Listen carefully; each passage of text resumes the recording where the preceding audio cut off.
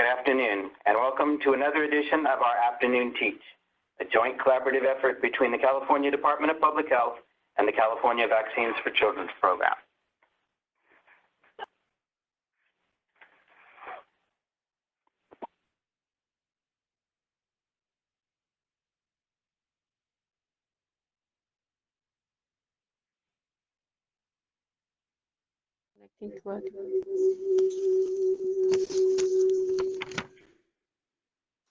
Today we'll be addressing guidance for immunizations during the COVID-19 pandemic. Let's begin with a few housekeeping items. Even though you should be in a listen-only mode, please make sure your phone is on mute. Please do not put your phone on hold. You have two options to listen to the audio portion of this presentation as presented here. You can listen to the audio through your computer's speakers, or you can listen to the audio portion by having WebEx call you on the phone number you indicate in the box labeled "Call Me." In order to get your questions answered during this webinar, please use the Q&A function feature. Type in your question and hit send. We will answer as many questions as possible at the end of this presentation. If you are experiencing technical difficulties during this presentation, you may email our technical support person, Cecilia Lavu, at cecilia.lavu@cdph.ca.gov. Our presenters today are Dr. Samantha Johnston and Dr. Robert Schechner, Public Health Medical Officers with the California Department of Public Health's Immunization Branch. At the end, we'll hear from our special guest, Dr. Nelson Bronco. I'm your host, Stephen Van Tine, the Educational Consultant with the California Department of Public Health's Immunization Branch. I'd like to take a minute to thank all of the healthcare workers that are on the front lines during these trying times. Let's take a minute to thank all of those that are on the front lines of this pandemic, helping it to keep us safe and healthy. First responders, healthcare workers in hospitals, healthcare workers in offices and clinics, and local, state, and federal public health staff. Take a few minutes or a few seconds of silence and thank all of those folks that are out there.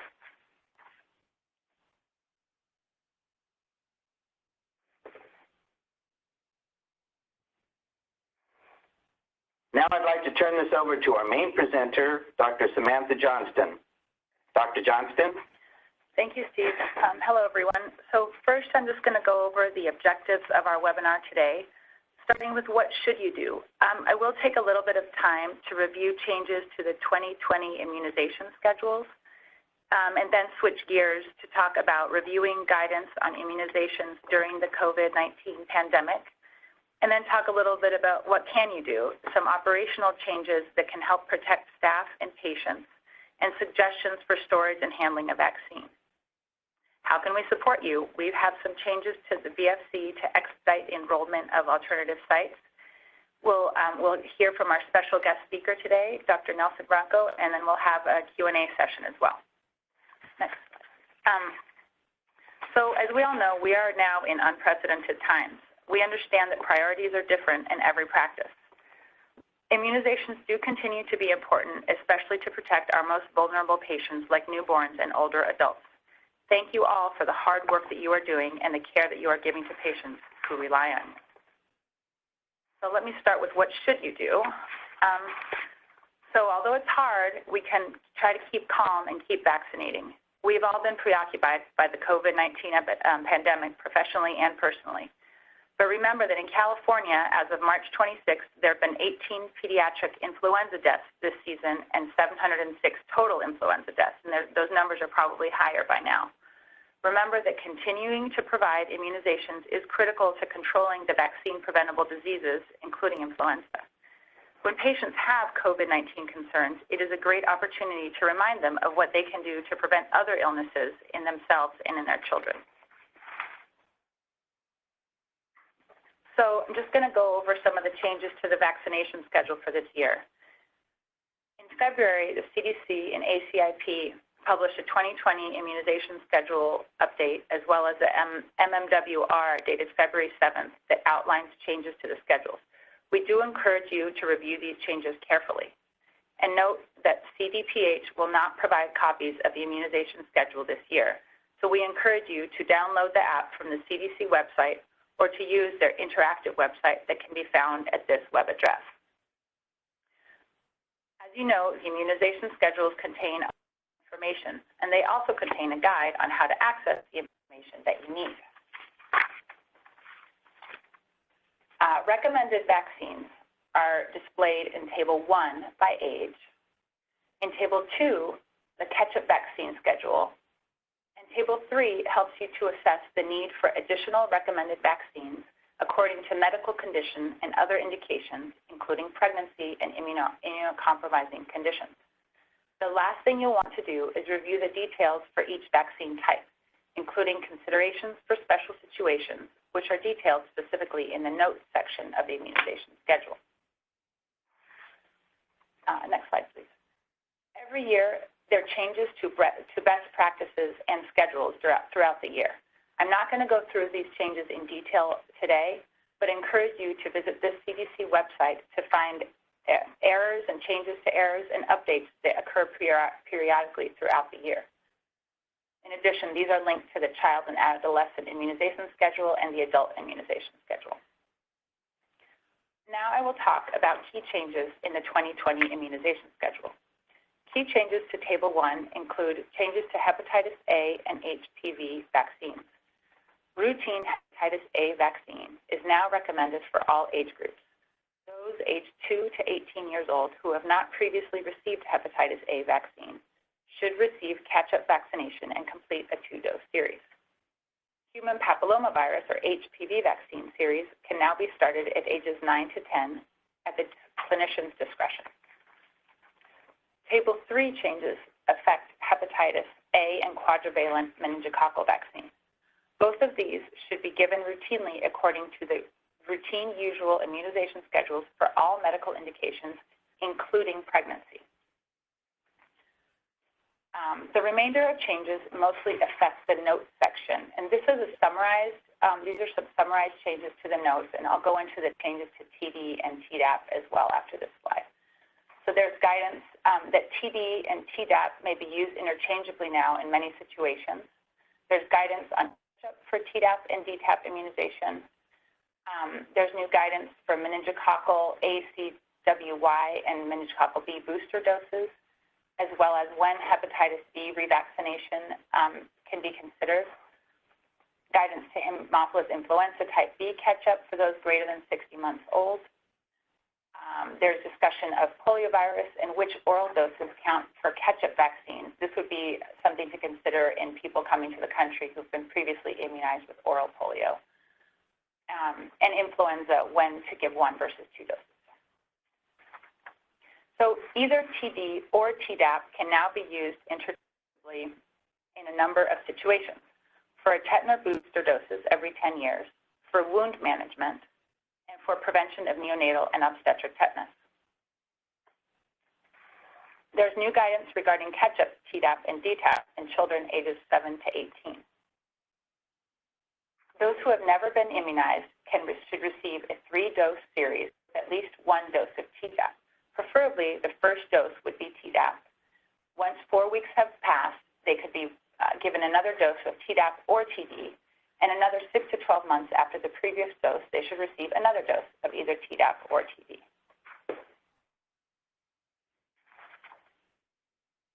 In those who are not fully immunized, as part of their catch-up immunizations, they should receive 1 dose of Tdap in the series. And if additional tetanus toxoid-containing doses are required, either TD or Tdap can be used. In addition, for the adolescent Tdap booster, Tdap or Dtap at greater than or equal to 10 years of age does count. And for dose 5 of Dtap, it is not necessary if the 4th dose was given at an age of greater than or equal to 4 years and at least 6 months passed after dose 3.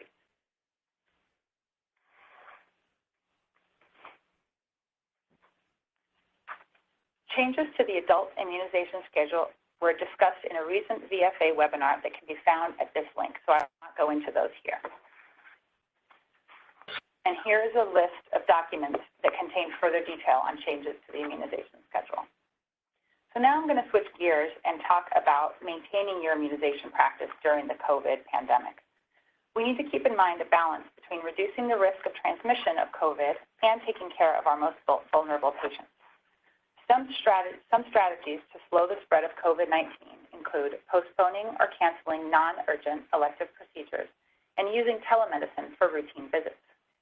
Ensuring delivery of newborn and well child care, including childhood immunization, requires different strategies.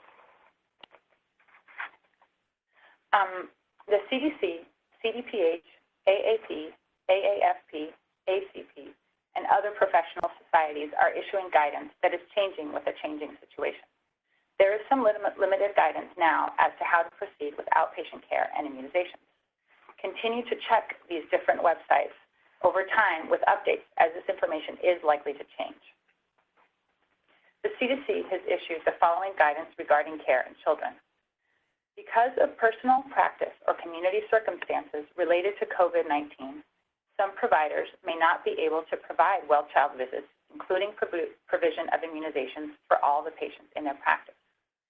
If a practice can provide only limited well child visits, healthcare providers are encouraged to prioritize newborn care and vaccination of infants and young children through 24 months of age. CDC is monitoring the situation and will continue to provide guidance over time. A message from the AAP is largely in line with the CDC's guidance. In the midst of the COVID-19 pandemic, the benefit of attending a well child visit and receiving necessary immunizations and screenings should be balanced with the risk of exposure to other children and adults with potential contagious diseases. Again, immunizing the youngest children is a top priority in the context of well child care. The AAFP, for family physicians, has issued a similar statement. Reduce or postpone non-urgent outpatient face-to-face care. Limit non-essential adult elective surgery and procedures. Provide routine, chronic, and preventive visits by telehealth, virtual or e-visits as much as possible. Ensure delivery of newborns and well child care is maintained, including childhood immunizations. And again, if only limited well child visits can be provided, family physicians are encouraged to prioritize newborn care and vaccination of infants and young children under 24 months when possible. And finally, the American College of Physicians has issued a statement along these lines with the goal to maintain access to clinical services with safety for all, reassess whether the patient requires an in-person visit, transition patients who do not need to be seen in person to a virtual visit or else consider delaying the visit, and provide an explanation to the patients for these changes. Cancel elective and non-urgent procedures. So what can you try to do to help achieve these goals? Here are some strategies you can employ to separate well from sick patients, which is a great strategy. So you can separate them in time. For example, well visits can occur in the morning with sick visits occurring in the afternoon. They can be separated in space, placing patients with sick visits in a different area of the clinic. Or if your clinic happens to have multiple sites, you could use one site for well visits and one site for sick visits. Maintaining environmental infection control measures, of course. And you can also try to collaborate with the community, identifying providers in the community who can hold well visits and those who could see sick patients. Another strategy is to delay visits. Pediatricians, family physicians, and other physicians may choose to only conduct well visits for newborns and for infants and younger children under 24 months old who require immunizations, and to reschedule well visits for those in middle childhood and adolescence to a later date. Physicians may also choose to increase their capacity to deliver telehealth. If available, physicians are encouraged to utilize drive-through dedicated COVID testing sites, and we will refer you to testing sites in your area to research where testing sites might be found in your area. And again, maintain environmental infection control practices. Other strategies include trying to be creative to immunize your vulnerable patients, such as potentially providing drive-through immunizations. If you are providing outreach services for any reason, such as homeless services, you may choose to use that opportunity to immunize patients as well.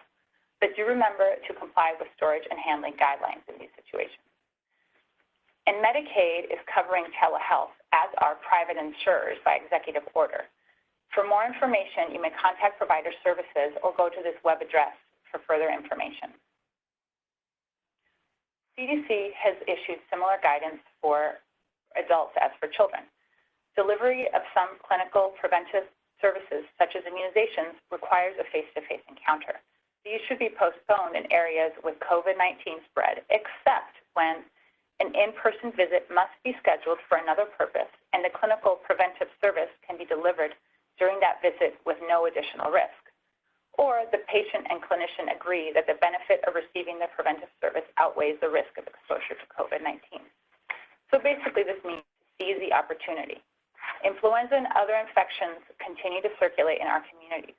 So if you happen to have an adult patient or other patient in front of you for whatever reason, remember to assess the immunization status at all those visits and administer any vaccine that is due. Remember the influenza and pneumococcal vaccine could be administered to those at higher risk of complicated infections, such as those with chronic condition and older adults. But again, if the patient is there for another reason. If you are seeing prenatal patients, use the opportunity to continue delivering influenza and Tdap vaccines to expectant mothers. At this time, storage and handling of vaccines remains very important. Please follow the VFC program guidance regarding vaccine storage and handling. Temperature monitoring and documentation during open hours is still important. And please take action upon discovery of a temperature excursion. Keep your clinic hours up to date on your myvfcvaccine.org account, and note reduction in hours or clinic closures. You may also cross-train staff in order to continue these tasks in limited staffing situations, or as your clinic's vaccine coordinators are diverted to COVID-19 response activities. Ensure that all of the practice's digital data loggers have valid and current certificates of calibration. And if the practice is expected to close for several weeks, please make arrangements to transfer vaccines to other providers in your area when this is feasible, following VFC Vaccine Transport Program guidance. So how can we help? Well, there is new guidance posted now on the EZIZ enrollment page that can assist healthcare providers in seeking either to temporarily relocate immunizations to an alternative site or who seek expedited enrollment of a new site. And the following slides provide a lot of resources that have become available to us. These are some tried and true resources about flu vaccine, washing your hands, hand hygiene that are available on the eziz.org website. The CDC has also provided guidance on how to get your clinic ready for COVID-19. Also, signage that you can put in your clinic, as well as more information about immunizations, guidance for healthcare facilities and preparedness, and interim infection prevention recommendations. The AAFP, and ACP statements for guidance with guidance for preventive and non-urgent care can be found here as well. Steve, I will pass it back to you. As well as the ACOG guidance is there as well. Thank you, Dr. Johnston. We appreciate all of that information, and I'm sure all of our listeners do also. I'd like to take this opportunity to bring in our special guest, Dr. Nelson Branco. Dr. Branco is a pediatrician who has worked in many different settings, including Indian Health Services, local FQHCs, urgent care medical clinics, and pediatric hospitalists. He is the managing partner of Tamalpais Pediatrics, an independent practice in Marin County and a VFC provider. Tamalpais Pediatrics has 2 offices and 11 providers and is part of the UCSF Clinically Integrated Network. He is Vice President for California, Chapter 1 of the American Academy of Pediatrics. Dr. Branco, I'll turn this over to you.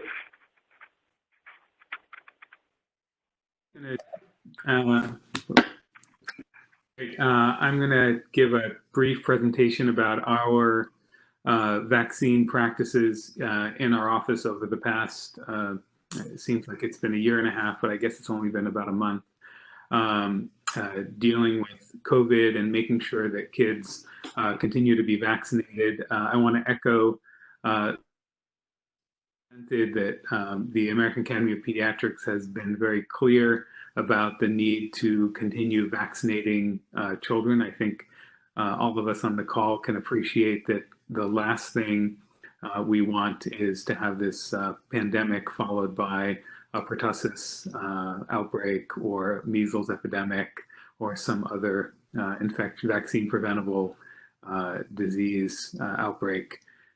In our office, we, as said, we have 11 providers, 9 pediatricians, 2 nurse practitioners. We have 2 offices in Marin County, just north of San Francisco, one in Larkspur and one in Novato. When the pandemic first began, we initially started, as many offices did, by trying to separate out sick visits into one area of our office. We instituted some screening questions to try to identify kids who were at risk, those who had traveled or who had respiratory illnesses. And of course, we struggled to have enough PPE, but we did manage to get PPE and mask patients and families. When the shelter in place was established and put into place, we canceled all of our well visits temporarily because we wanted to assess the safety of being able to bring kids in for vaccines. That lasted for about a week, and then we worked out a plan where we would begin seeing children with acute care needs, so sick visits, primarily respiratory, some strep and falls that we had to assess in person in one of our offices, in our Larkspur office, and then we started to see well visits in our Novato office.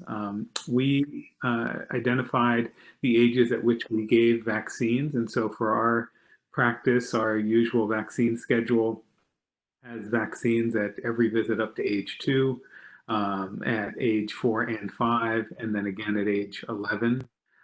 So we prioritized those kids, and our staff who had reached out to postpone those visits called parents back and got those visits rescheduled so that we could continue seeing those kids and vaccinating them.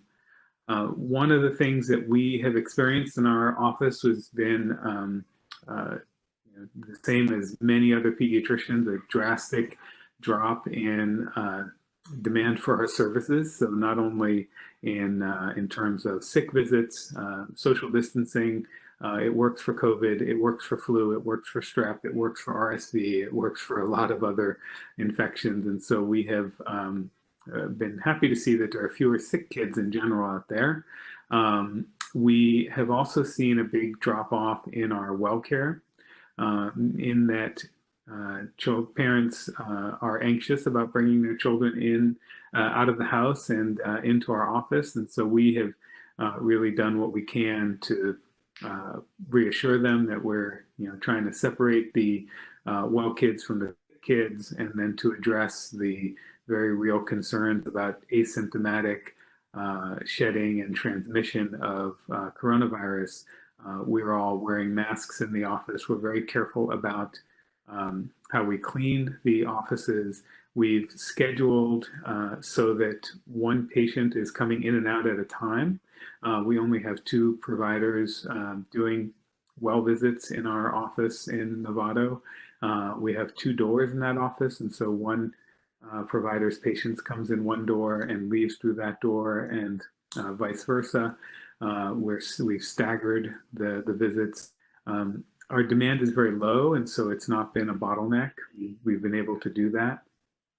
I have heard from other practices that some are doing what was alluded to, which is morning checkups. Some pediatricians have chosen 18 months and under. Others have chosen 2 and under. I believe UCSF has chosen 12 months, and much of the variation seems to be based on the regular vaccine schedule in your office. Many of us are sort of willing to defer the second hepatitis A, but not the booster dose for DTaP, Hib, Prevnar.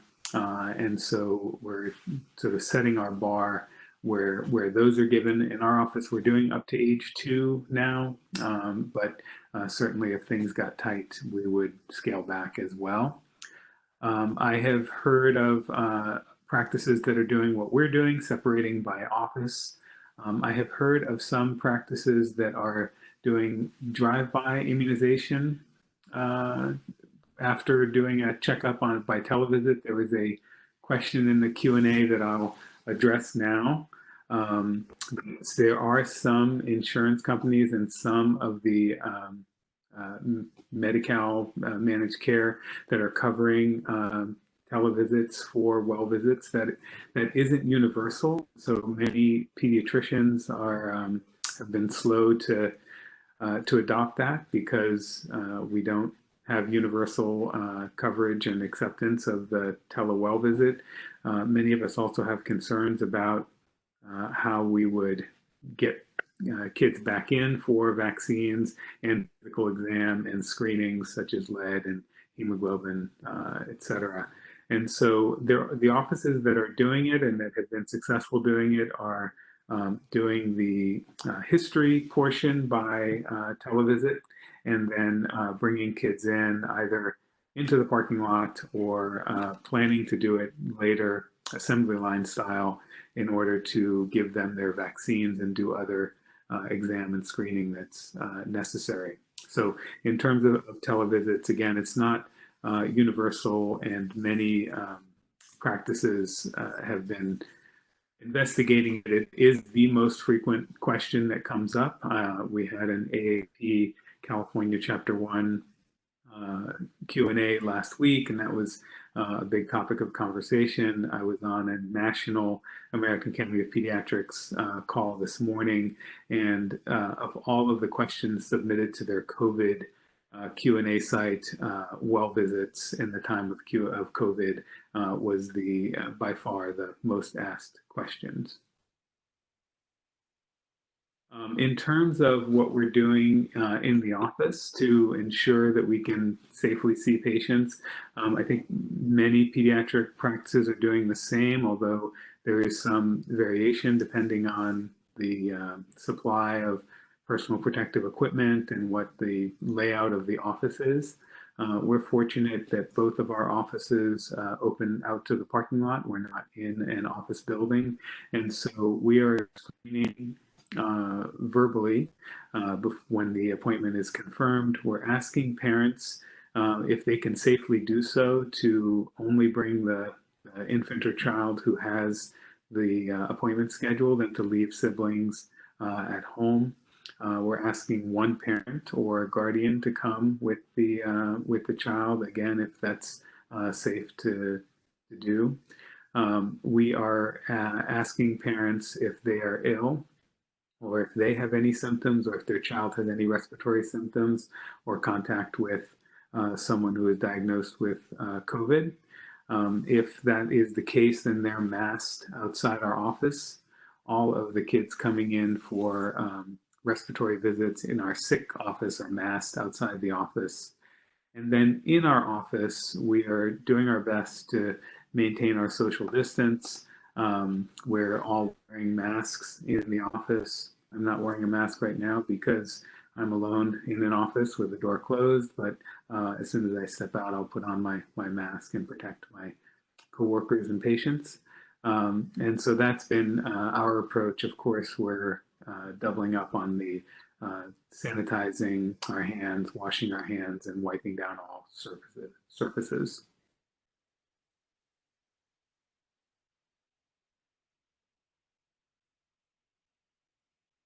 I'm happy to answer more questions. I think that I've hit most of my high points and the things that I had intended to talk about, but you know, again, I am here to answer other specific questions if anyone has any.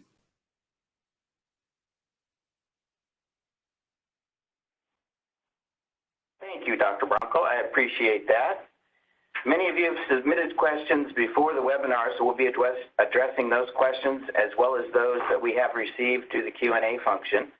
We'll get through as many of those as we can. And our first question is, we'll refer this to Dr. Bronco since you're still on the line, so we'll refer this one to you. With this COVID-19 pandemic, can we continue with the well child physicals and scheduled vaccines, or can we postpone to when it's considered more safe, quote unquote?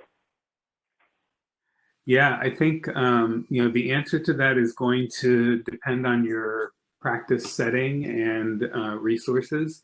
In our practice, we're very anxious to make sure that that we were getting kids in for vaccines, which is why even before the AAP official statement, we prioritize continuing to do well child checks on children who needed vaccines.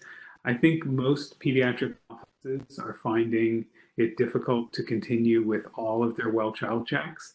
And as we can all appreciate, that is going to lead to a huge backlog. And I think, hopefully very soon, but certainly in the next month or two, we're all going to be faced with the next problem, which is going to be how to do recalls and where to fit all these children in on the schedule. Most definitely. Thank you for that answer, Dr. Bronco. And our next question comes from Southern California. I'll refer this one to Dr. Schechner, our subject matter expert in the room with us. Dr. Schechner, the registrant asked, how can we administer childhood immunizations at no risk to the patients and staff? Thanks, Steve. Similar to what Dr. Johnson and Dr. Bronco mentioned, careful attention to workflow procedure and to screening families, patients and families, and use of personal protective equipment can all contribute to minimizing risk to both your clients, your families, and to your staff and to yourself of transmission. Okay, thank you very much.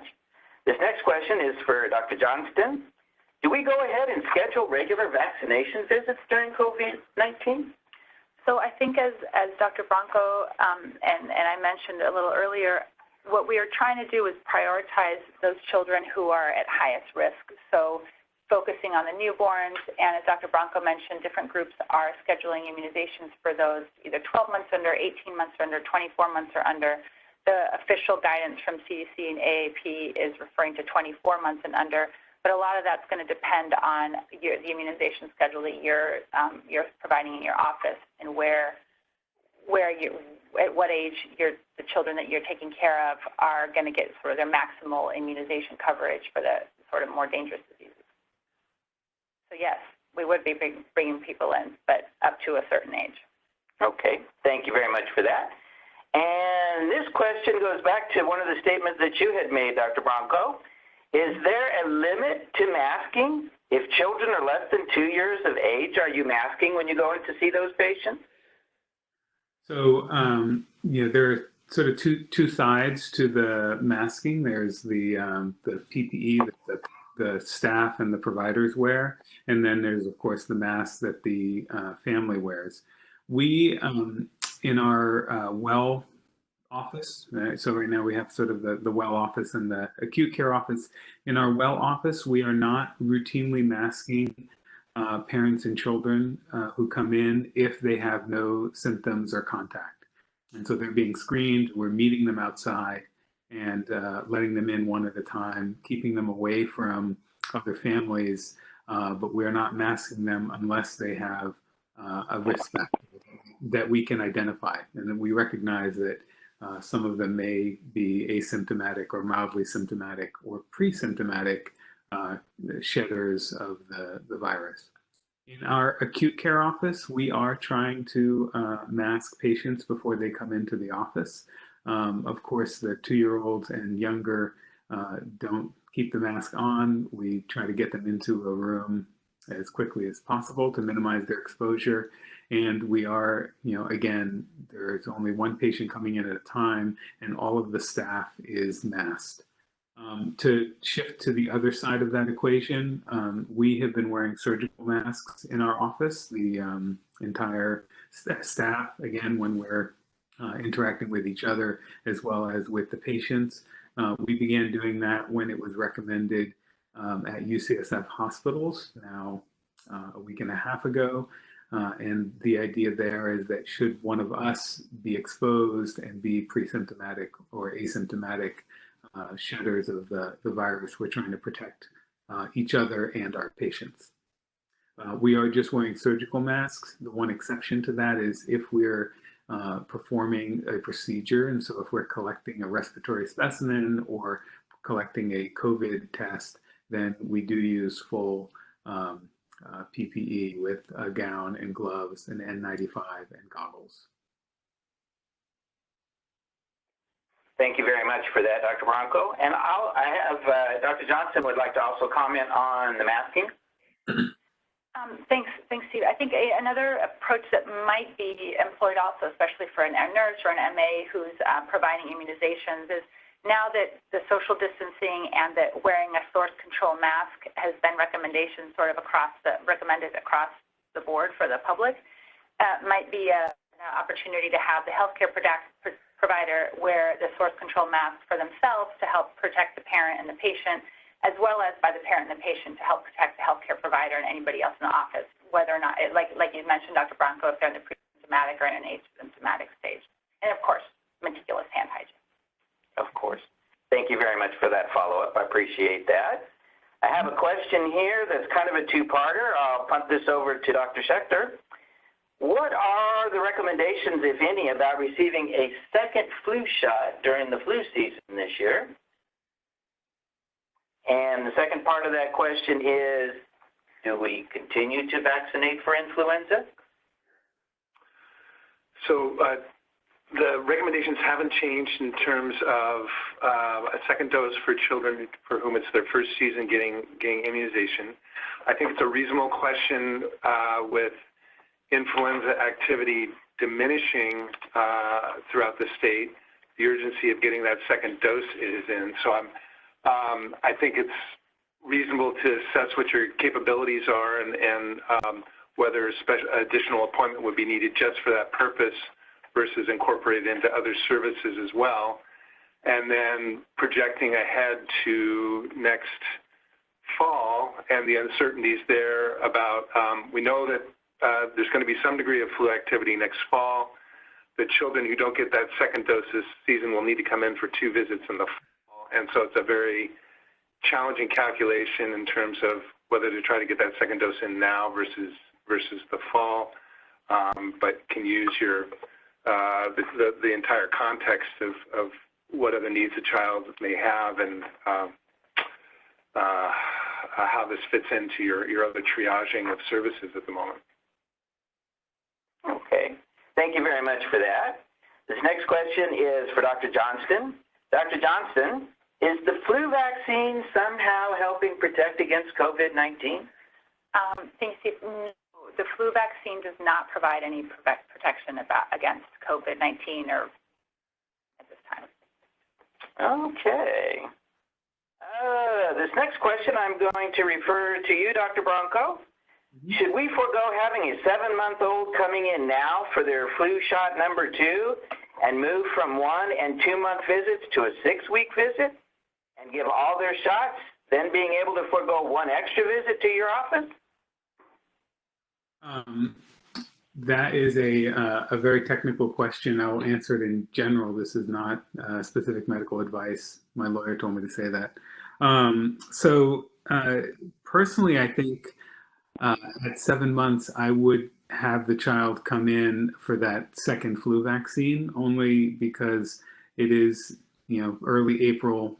We do see a drop off in flu activity typically in, at least in Northern California, where I am, in mid-April.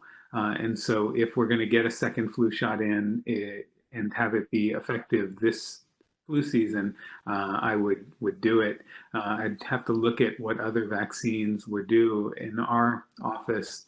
If that child were on time, the only vaccine that would be due would be the hepatitis B #3, which, if there were no concerns, maybe we could put off and do at the 12-month visit with the others, since there would be a big risk to doing that.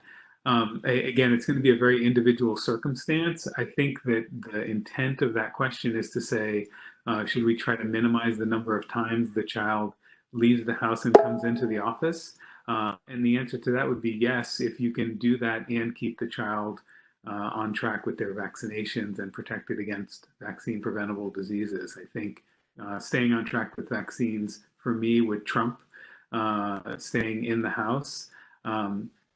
Again, the other part of that, of course, is social distancing has worked, and we've seen a lot less flu this year in early April than we usually do. So, the risk is less, but it's still not zero. And so I would err on the side of bringing that child in and getting them vaccinated against influenza. Thank you very much for that excellent response to a very complicated question, Dr. Bronco. Mm-hmm. This next question is going to go to Dr. Johnston. Is there a vaccine that can prevent the spread of COVID-19? Steve, at this time, there is not a vaccine that can prevent the spread of COVID. Hopefully that'll be coming at some point in the future. Thank you very much for that.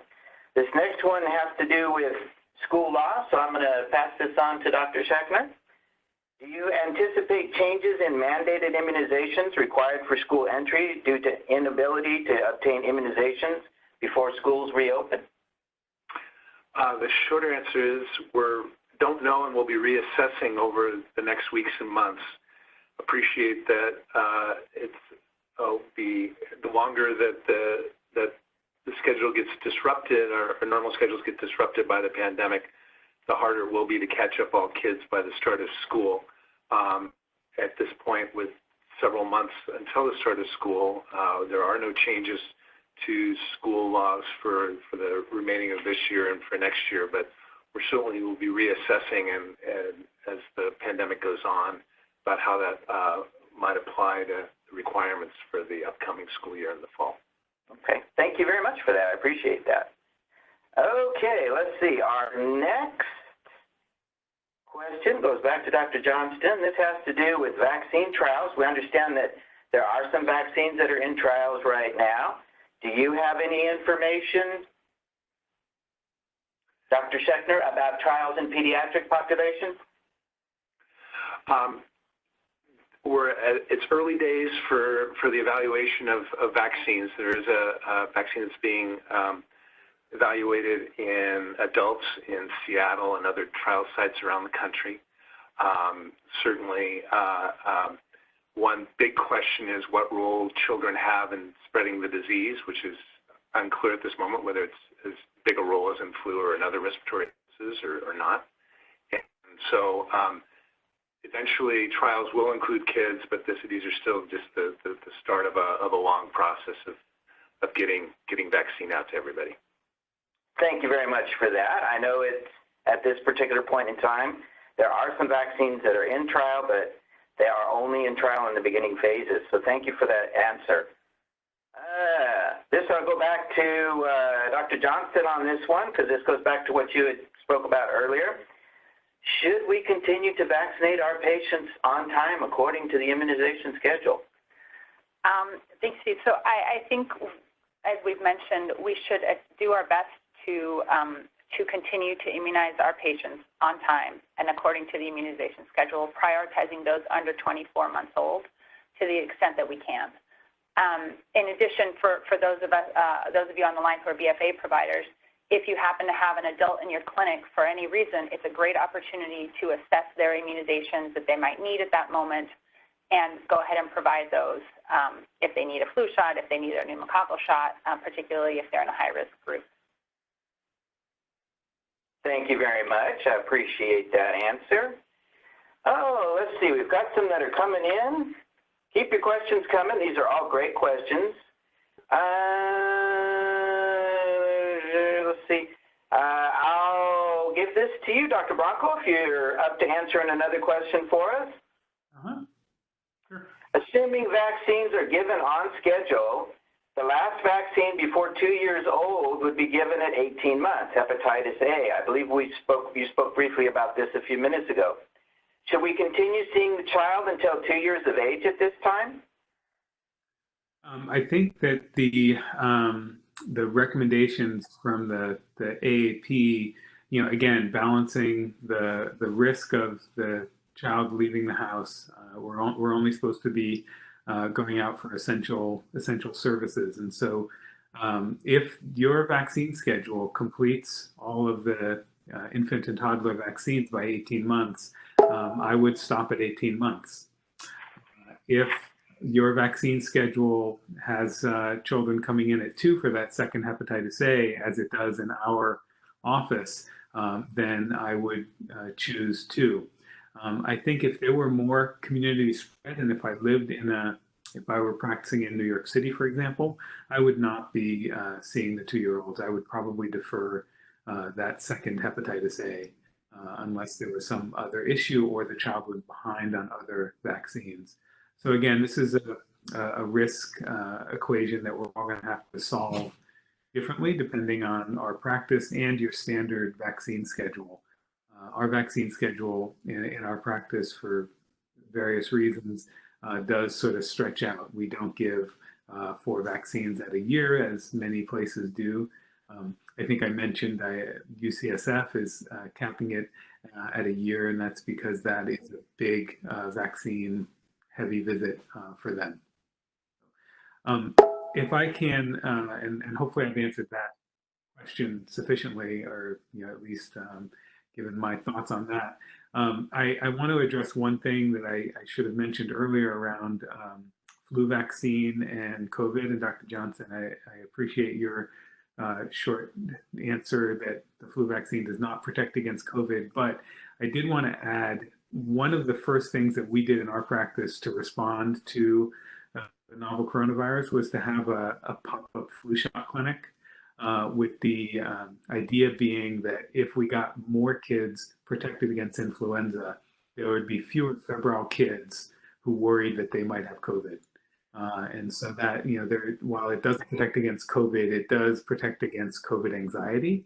And so I would encourage and continue to encourage families to be vaccinated against influenza. Thank you very much for that follow-up, Dr. Bronco. We really appreciate it. We also appreciate your insight. The next question goes to Dr. Johnston. Dr. Johnston, Tdap given 3 doses in a row for catch-up. I thought persons that received more than 1 dose, if that person did get pertussis, the disease would present differently, i.e. it would be difficult to recognize no, and how would they test for the disease?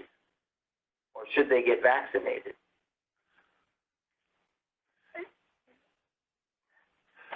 Maybe we'll do a little bit of, maybe Dr. Schechter and I will both try to answer.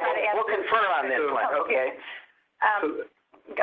So the new, the clarified recommendations do allow, let's say you have a child coming in from abroad without an immunization record and is over 7 and needs 3 doses. That child can get caught up as a primary series with 3 doses of Tdap rather than Tdap, TD, TD. And that was likely to provide additional protection against pertussis than the single dose. I think all of the effects of that are likely to be helpful in that the additional doses may reduce the severity of pertussis should the child get pertussis despite the immunizations. The diagnostic testing would be similar regardless of number of doses. So. Yeah, I think you're right. When somebody is immunized against pertussis, if they do get pertussis, it's likely going to be manifested in a less severe fashion than an unimmunized person. So sometimes it's a little bit harder to tease out whether or not that is pertussis or another respiratory illness. But like Dr. Schechter said, the testing remains the same with the PCR or the DFA. And your patient will be less sick than would be otherwise. So win-win. Awesome. Awesome. Thank you very much for that response. I like the tag team response. That worked out really well. This is a school law question, so I'm going to send this one to you, Dr. Schechter.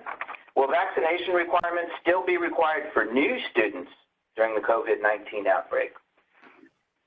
So our guidance is that it's a very strange time with all the home-based distance schooling going on at the moment. But for the purposes of the school law for the remaining weeks of the current year and going into the fall year, the laws have not been changed in terms of the unconditional requirements, the conditional catch-up requirements, or looking ahead to the fall requirements.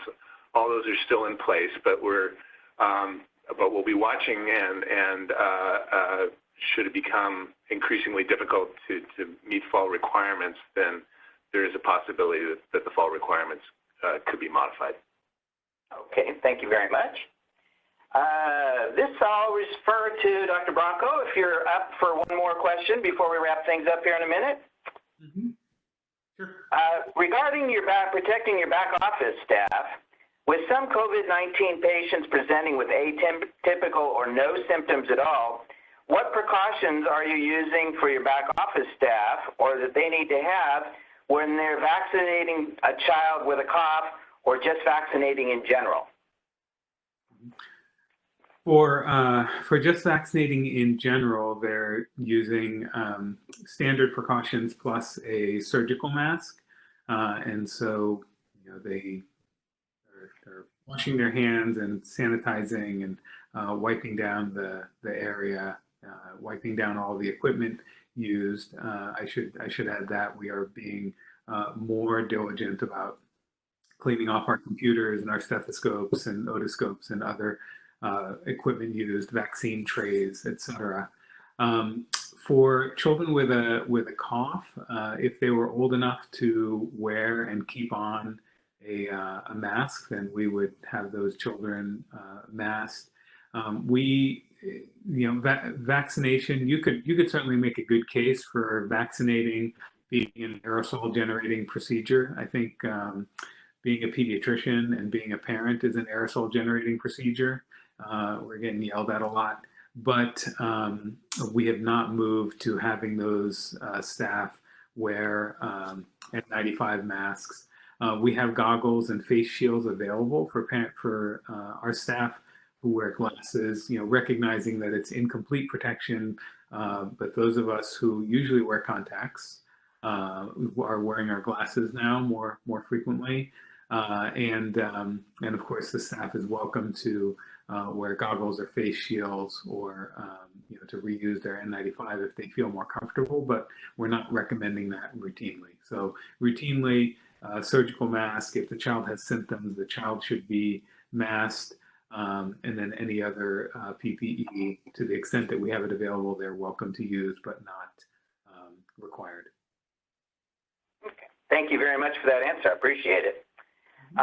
This next one goes back to, it looks like it's in the framework of school law. So, Dr. Schechter, can a parent opt out to not receiving scheduled immunizations for their kids during this time of COVID-19?